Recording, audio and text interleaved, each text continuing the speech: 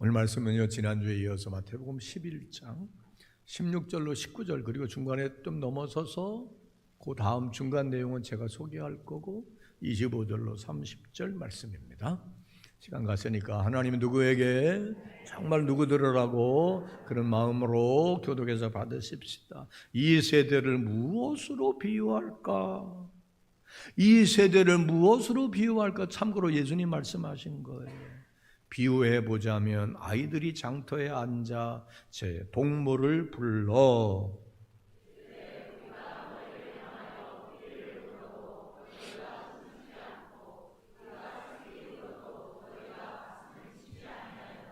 함과 같으니라.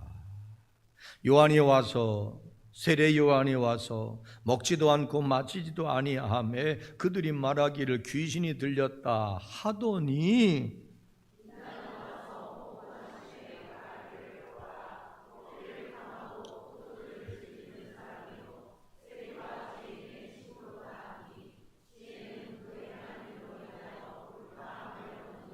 지혜는 그 뭐한 일로? 행한 일로 인하여 옳다함을 얻느니라. 오늘 이 말씀이 핵심 구절입니다. 그때 예수께서 대답하여 이르시되 천지의 주제이신 여 아버지여, 이것을 지혜롭고 슬기 있는 자들에게는 숨기시고 어린아이들에게는 나타내심을 감사하나이다.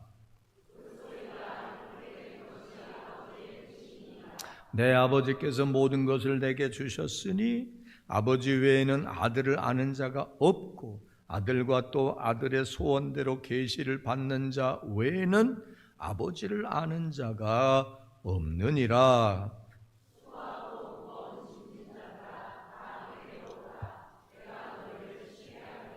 같이 계속합니다. 나는 마음이 온유하고 겸손하니 나의 멍에를 메고 내게 배우라. 그리하면 너희 마음이 쉼을 얻으리니 이는 내 멍에는 쉽고 내 짐은 가벼움이라 하시니라.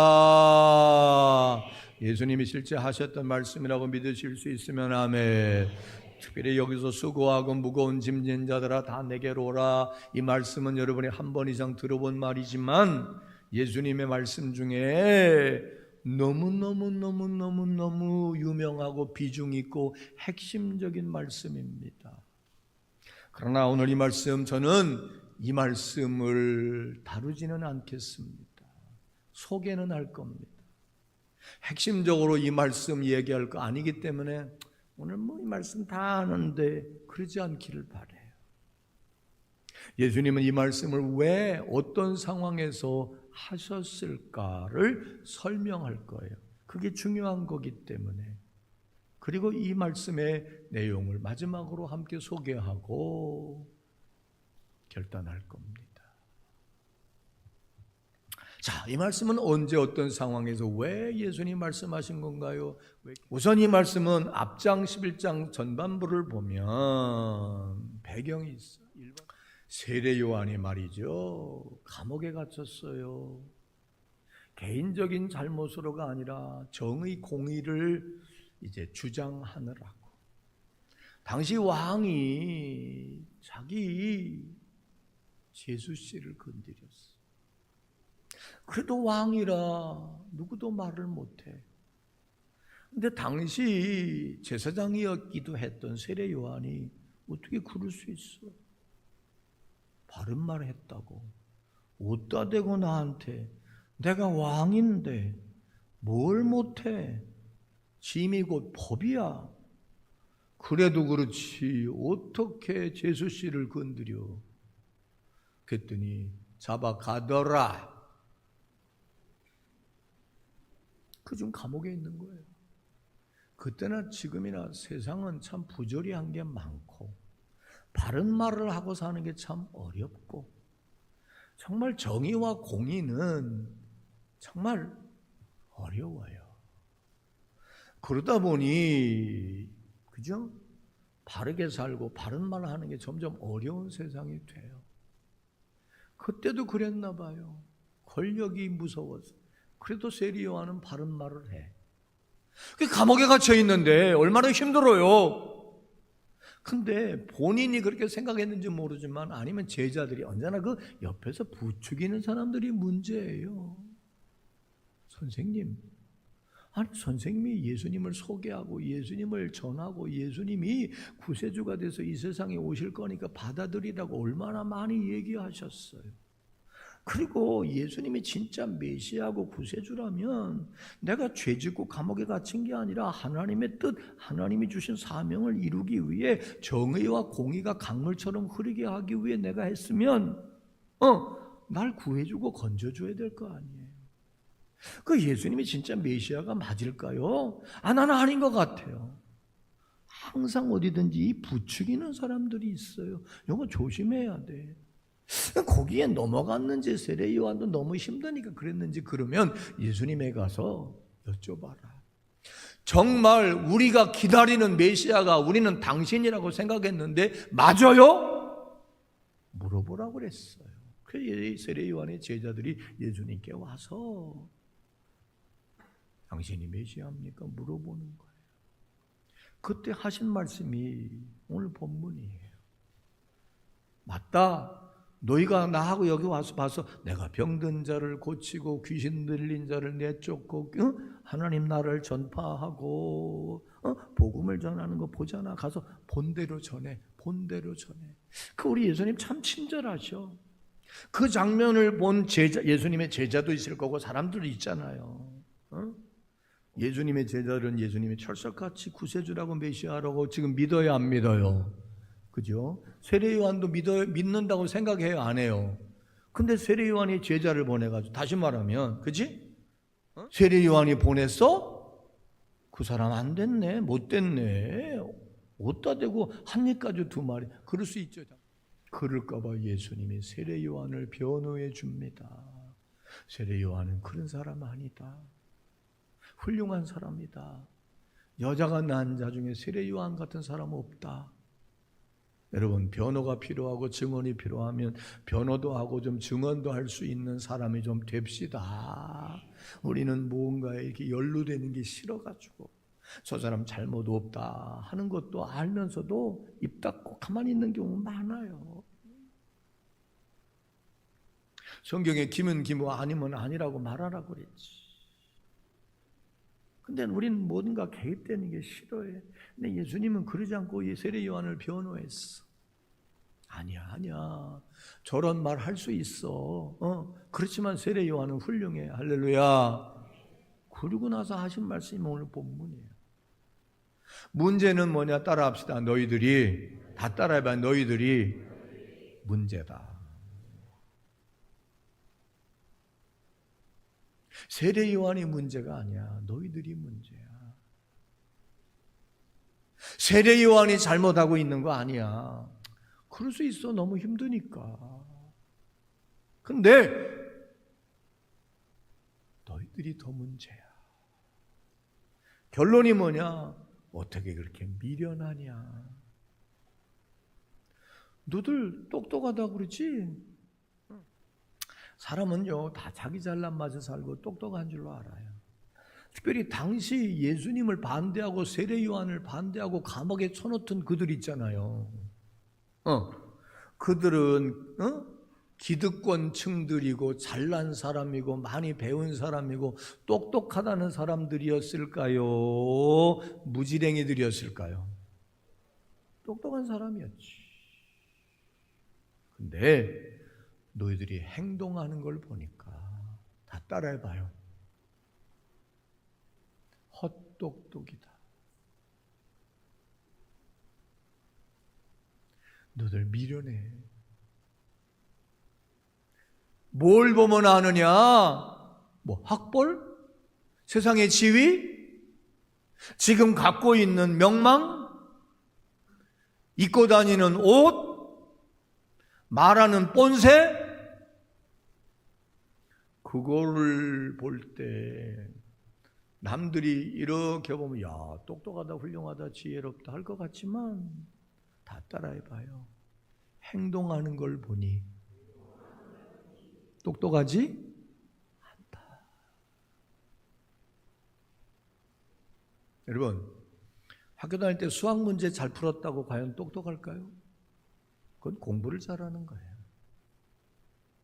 좋은 대학 나왔다? 그런 사람들이 다 성공할까요? 박사학위 가졌다? 저도 박사는 있어요. 그런 사람들이 세상을 후회 없이 잘 삽니까? 어디를 가든지 환정받고 인정받고 지난주에 설교 제목처럼 환대받으며 살까요? 그렇잖아요. 인생 말년에 내 인생 잘 살았다, 후회 없다, 가깝게는 내 자식들부터 나를 아는 사람들이 훌륭하게 사셨다 하는 거는 공부 많이 했다는 데 있지 않아요. 돈 많이 가지고 있다고 하는 데 있지 않아요. 지혜롭게 행동하고 산 것을 가지고 평가받는 겁니다. 아멘. 근데 그 지혜는 많이 아는 게 아니라 선택과 집중으로 행동하는 거예요. 한번 해봅시다. 오늘 상반기를 오늘 보내고 하반기잖아요. 인생은 말이죠. 내가 이만큼 살면서 깨닫는 게 뭐냐? 나 스스로에게도 말하는 거예요. 인생은 대전제예요. 인생은 예외가 있을 수는 있지만, 시간이 문제일 수 있지만, 심은 대로 거두는 거야. 잘 살면 잘 살만한 이유가 있는 거고, 안 되면 그럴 만한 이유가 있어. 물론 끝까지 봐야 알아. 지금 젊어서 잘 나가고 친구 중에 돈 많이 벌고 좋은 차 타고 다니는 사람도 있을 거야. 볼 땐 저거 이상한데 좀 지나고 나면 알거지 될 수도 있어. 마지막에 웃는 사람이 진짜 이기는 사람. 그런데 잘 되는 데는 잘 되는 이유가 있고 안 되는 데는 안 되는 이유가 있어. 오늘 맥주감사주의를 보내며 전반기를 돌아보고 우리 모두 한번 생각해 봅시다. 아직 때가 안 됐고 아직 단정하긴 이르지만 후반기에 남은 6개월 동안 여러분에게 좋은 일이 있기를 바랍니다. 그런데 6개월을 결산하는 이 즈음에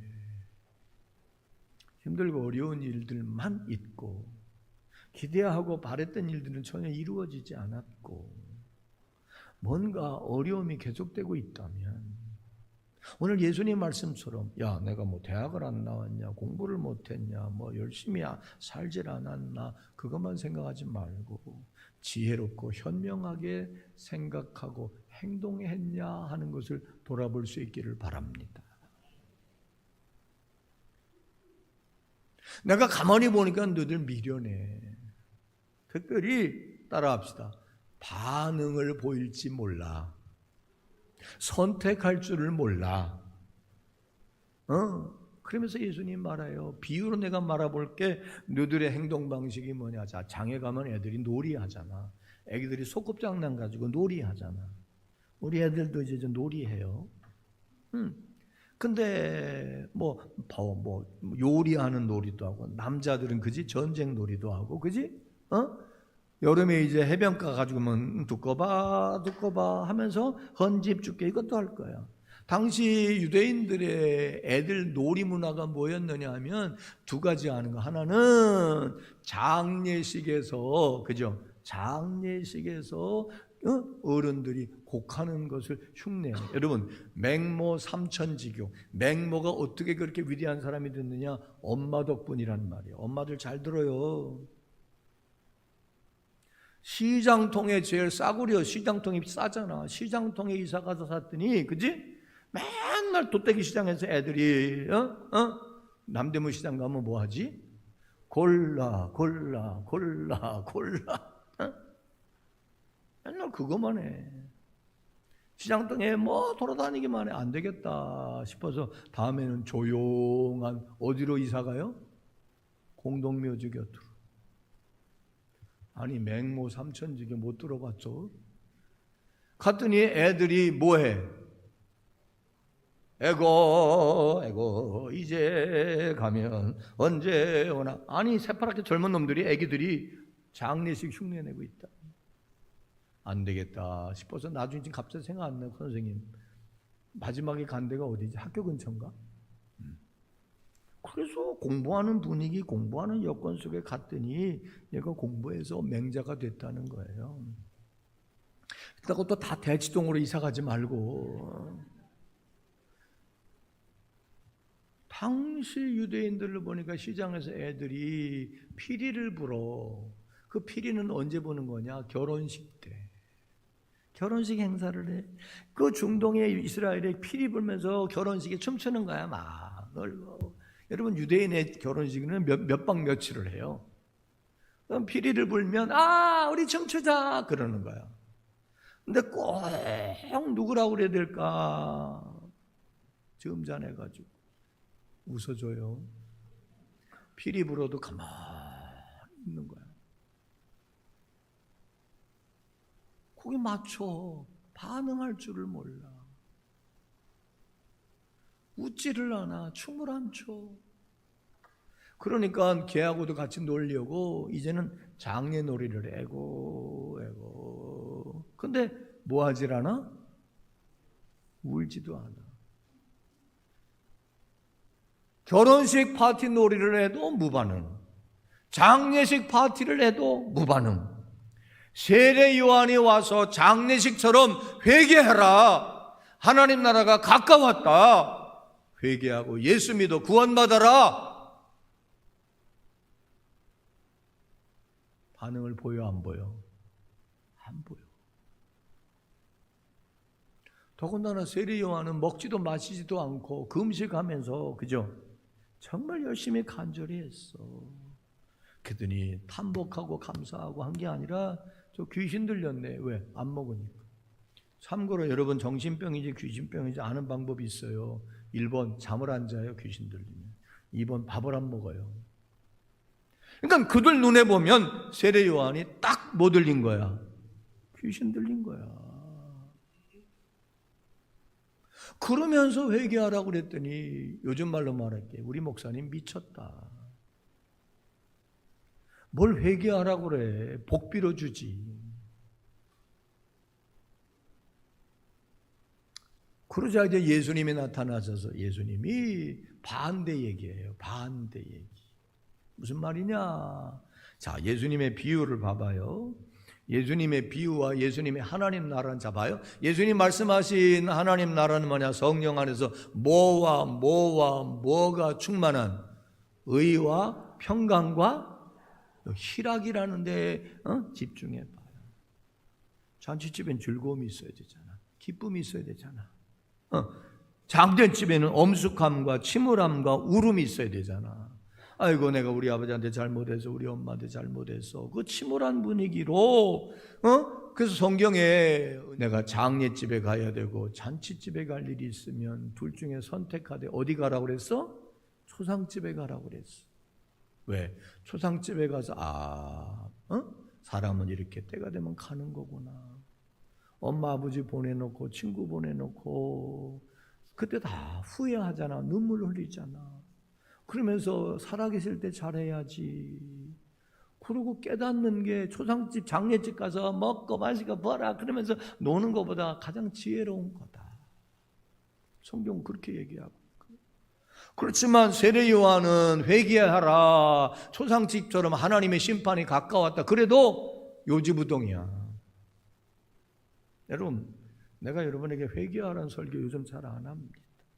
내가 수요일 날 조금 역설적으로 얘기했습니다.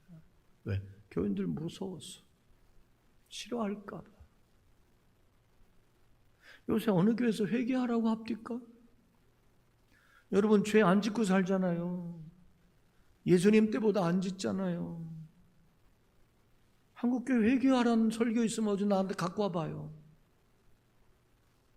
미안하지만 목사님들이 교인들 무서워해요. 젊은 사람들은 회개하라고 그러는데 우리처럼 나이 좀 들고 은퇴가 가까운 사람들은 조용히 끝나고 싶어가지고. 내가 젊어서보다 많이 착해졌잖아.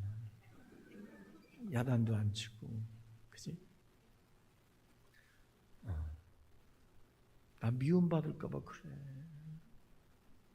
여러분이 잘해서 그러는 게 아니야. 주여 용서하시옵소서. 예수님은 세례 요한과 어찌 보면 정반대로, 자 봐요. 예수님이 제일 많이 한 말이 뭐냐? 잔치집 비유예요. 예수님이 첫 번째로 가서 기적을 베푸신 집도 혼인잔치 가서 물이 변하여 포도주가 되게 하신 거예요. 당시 똑똑하다는 제사장들은 가난한 사람, 헐벗은 사람, 굶주린 사람, 제자들하고는 상종해 안 해? 안 해. 근데 예수님은 그들의 친구가 되고 그들과 밥 먹고 그들과 함께하는 걸 너무 좋아해.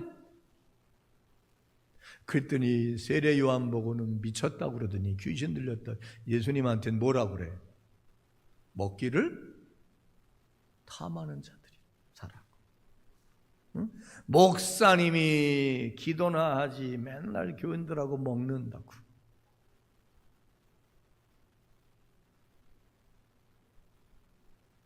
아픈 사람 있으면 같이 밥 사주고, 외로운 사람 있으면 같이 만나 차 한잔하고 위로해주고, 어려워한다는 얘기 들으면 찾아가서 등 두드려주고, 아멘도 안 하고.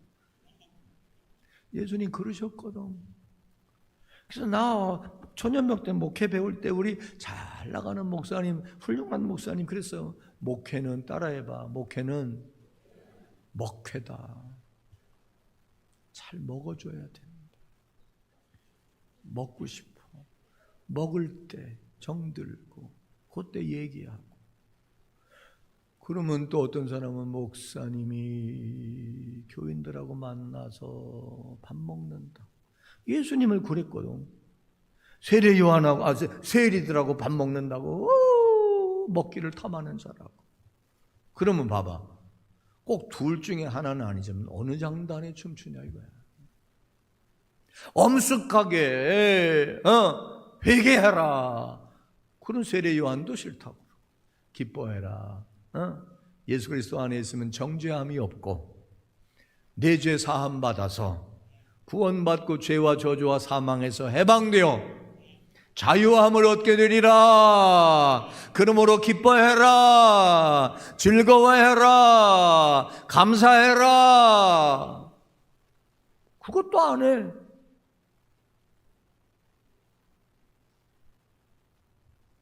그래서 예수님이 다 따라해봐요. 참으로 지혜롭지 못하구나.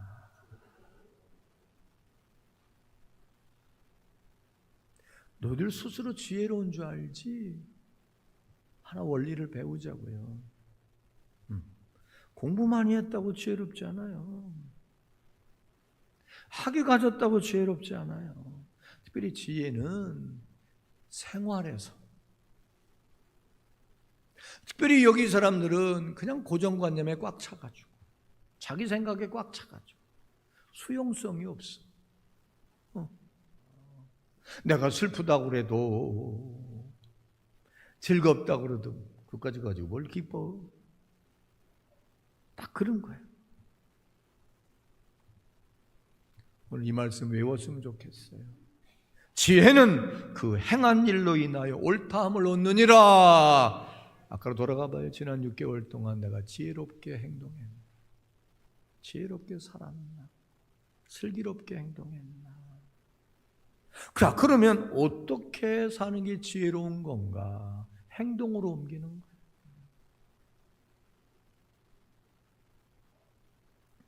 그러면서 예수님이 20절로 24절에서 예를 듭니다. 들어봐라. 너희들 잘 알지? 내가 고라신과 벳세다라고 하는 지역에 가서 엄청나게 많은 일을 행했다. 기적을 행했다. 병든 자를 고쳤다. 그런데 그 사람들은 받아들여 안 받아들여? 안 받아들여. 만약에 내가 똑같은 일을 두로와 시돈에 가서 했다면 그들은 벌써 배옷 입고 제에 앉아 회개했을 거다. 자, 여기 봐요. 요즘에 감수성이란 말을 많이 해요. 성인지 감수성. 감수성. 이 영적 감수성이 있어야 되는 거예요. 감수성이 없어. 피리를 불어도 부나 보다, 고걸해도 슬픈가 보다. 예수님이 살려면 회개해라. 나를 믿으면 죽어도 산다. 구원받는다. 하나님 자녀가 된다. 멸망치 않는다. 영생을 얻는다. 그래도 뭐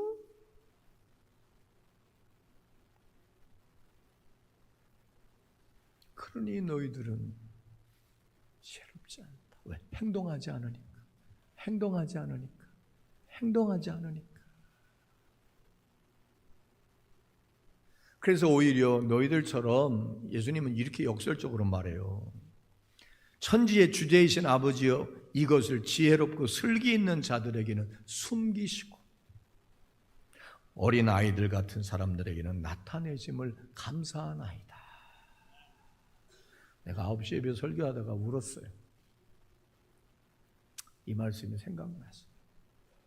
내가 우리 교회에서 37년을 지금 목회하고 있고, 내가 봄에 신방하면서 보니까 우리 교회에서 나와 함께 30년 이상 신앙생활 하는 사람들이 여러 명이 있더라고요. 여기 왔다가 스쳐 지나간 사람도 여기 있는 사람보다 몇 배 더 많아. 어느 교회나 다 그래. 근데 그 중에는 잘난 사람, 서울대 나온 사람도 여러 명 있었고, 의사도 있었고, 연구원도 있었고, 별의별 사람 다 있었어. 그 사람들 어디 가서 뭐 하는지 난 모르겠어요. 그런데 어찌 보면 잘났다 하는 사람들은 다 자기 멋대로 가는 거예요. 하나님이 슬기롭고 똑똑하다 하는 사람들한테는 이 진리를, 이 놀라운 것을 감추신 걸 난 감사합니다. 오히려 어린아이처럼 순수하고 순박하고 수용적인. 내가 9시 예배 왜 설교하다 울었느냐? 어느 권사님 가정 얘기하다가 얼마나 많은 복을 받았어요. 아들이 대학도 졸업하기 전에 세무사 되고, 10월 달에 또 딸도 결혼하는데 같은 공무원하고 권사님이 집사님 우리 교회 왔을 때 장로 딸이고, 지금 여러분이 하는 것처럼 그렇게 열심히 신앙생활 철저히 하지 않았어요. 그래서 내가 바로 잡아줘야 되겠다. 그리고 얘기했어요. 말로 하지 않았어도 깨달을 수 있도록 내가 조치를 취했어요. 그랬더니 바로 받아들이고, 목사님 제가 잘못했어요. 정신 바짝 차릴게요. 제대로 신앙생활 할게요. 목사님 언제든지 가르쳐 주세요. 잘못하면 야단도 쳐주세요. 수용적이에요. 순수해요. 순박해요. 받아들여요. 그래서 내가 뭘 원하는지 대번에 바로 알고, 우리 지금은 꽃꽂이 안 하지만 그죠? 그 두 내외하고 아주 새벽에 강남에 꽃시장 가서 30년 가까이 했을 거 그지?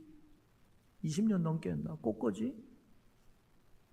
화성으로 이사 갔는데도 어떻게 권사님 나올 거예요?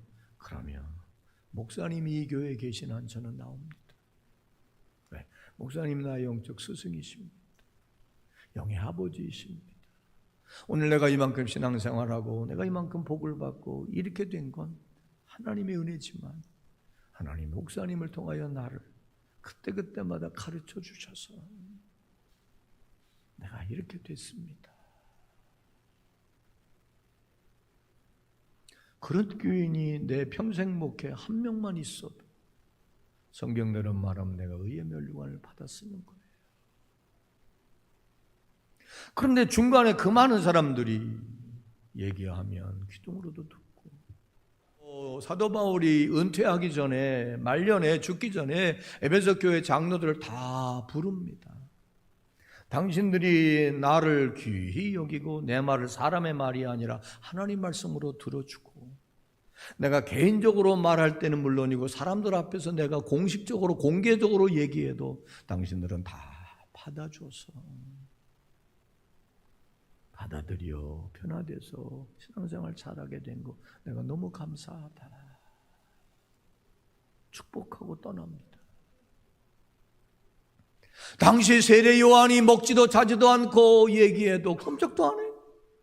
예수님이 기적을 베풀고 잔치를 베풀고 함께 먹고 마시며 개인적으로 얘기해주고 권면해 줘도 들어먹지를 않아. 참 미련하다. 참 헛똑똑이다.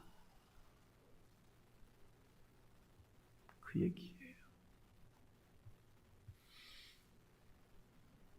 여러분, 어린아이 같아요. 천국 갑니다.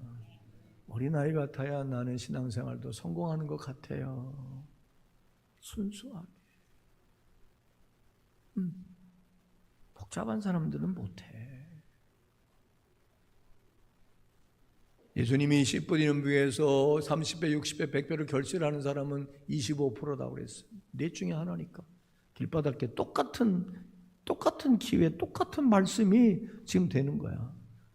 근데 성우처럼 잘 받아들이는 사람이 있는가 하면 안 받아들이는 사람도 있을 거예요. 길바닥처럼 닳고 닳아가지고 아이 목사님 뭐 저런 얘기 맨날 하는 거지 뭐.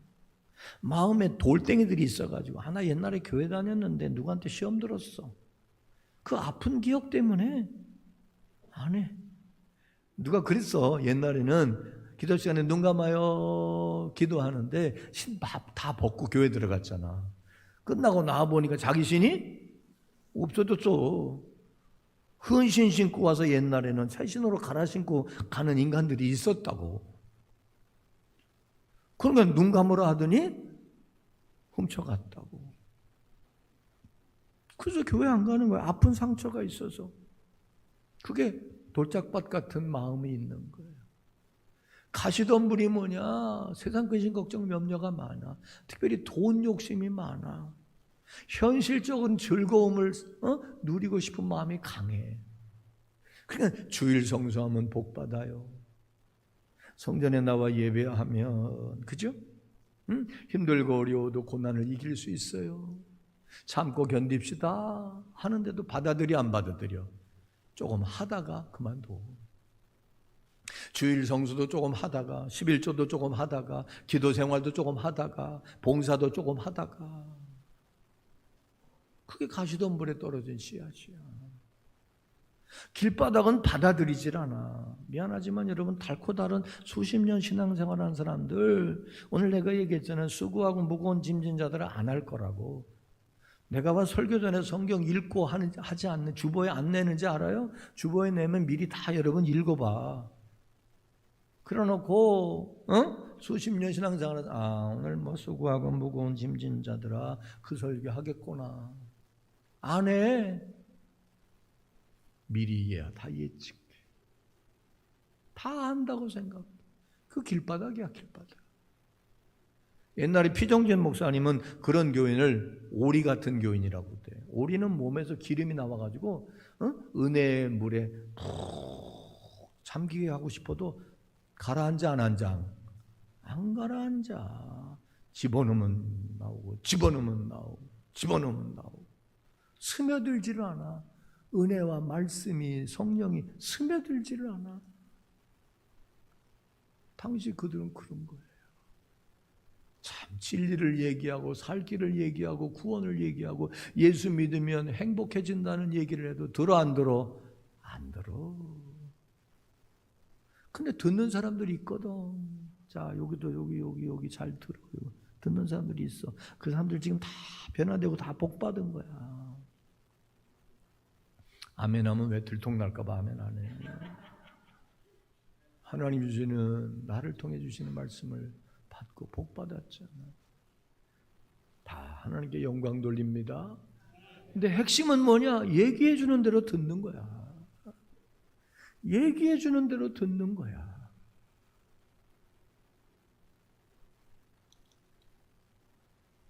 그래서 헛똑똑이 하지 말고 뺀질 좀 그만 거리고 울면 좀 우는 척이라도 하고, 피리 불면 춤이라도 좀 춰라. 그러면서 예수님이 하신 말씀이, 자, 내가 마지막으로 얘기할게. 진짜 똑똑하고 지혜롭게 살아. 너희들이 고정관념이나 편견과 잘못을 버리고 인생에 수고와 짐들이 많지? 수고는요 뭐냐? 내가 꿈꾸고 바라는 것을 하다 보면 수고하는 거, 그게 수고야. 짐은 뭐냐? 내 의지와 내 생각과 상관없이 내게 떼매겨진 거야. 버거워. 견디다 못해 쓰러져. 어디 가서 도움받을까 할 때 어디 가냐? 다 나갔지. 누구에게 와라? 나에게 와라. 그만 주저하고, 그만 의심하고, 그만 따지고, 그만 똑똑한 척 하지 말고, 나는 온유하고 겸손해. 내가 가르쳐주는 방법은 쉬워. 내 문화에 돌아서 내가 진리이고 구세주이고 하나님의 아들이라고 하는 사실을 믿어. 그리고 내게 와서 배워. 그러면 내가 쉼을 얻을 거야. 안식을 얻을 거야. 참 지혜를 얻을 거야. 아멘도 되게 안 하네. 진리를 얻을 거야.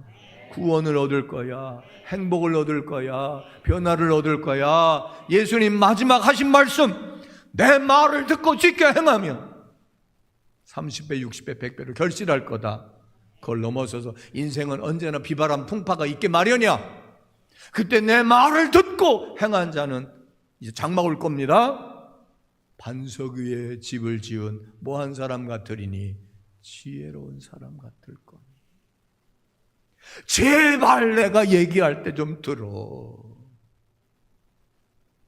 돌이키라면 돌이키고, 기뻐하라면 기뻐하고, 감사하라면 감사하고, 오후 예배 좀 드리라면 드리고. 좀 웃어야 되는데 징글징글하게 말 안 들어. 그러나 나는 자위하는 방법을 받았어요.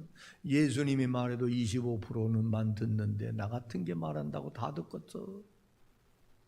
그러나 나는 여러분이 25%에 들기를 바랍니다. 그게 진짜 지혜로운 사람. 그래서 쉼도 없고 안식도 없고 복도 받고 진리 안에 자유함도 얻고. 오늘 어째 이렇게 아멘을 하네. 진리 안에 자유함도 얻고 변화도 받고 인생이 행복해지고, 특별히 하반기 그때마다 말씀 주실 것이고, 여러분의 마음에 생각나게 하실 것이고, 성령이 가르쳐 주실 것이고, 때때로 나도 여러분에게 사랑의 조언을 아끼지 않을 터이니. 근데 뭐 둘을 차리 나와야 가르쳐 주지. 들으셔서 진짜 듣고 결정하고 행동해서 진짜 참으로 지혜로운 삶을 사는 여러분 모두가 될 수 있기를 주의 이름으로 축원합니다. 기도합시다.